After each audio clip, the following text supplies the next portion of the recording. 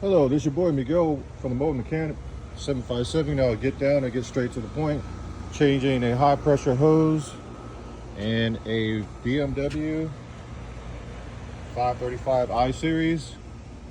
If you have ever had the pleasure of working on this particular vehicle, in order to take out this modifying bolt that's holding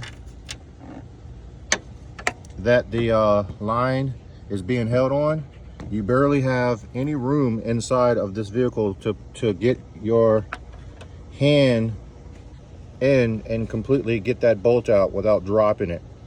So one of the things I like to do is I like to take a strong, sturdy magnet like I got right now, and you can see the bolt is spinning once you get it loose enough, and I pull it right on out, and the magnet is holding the bolt in for me.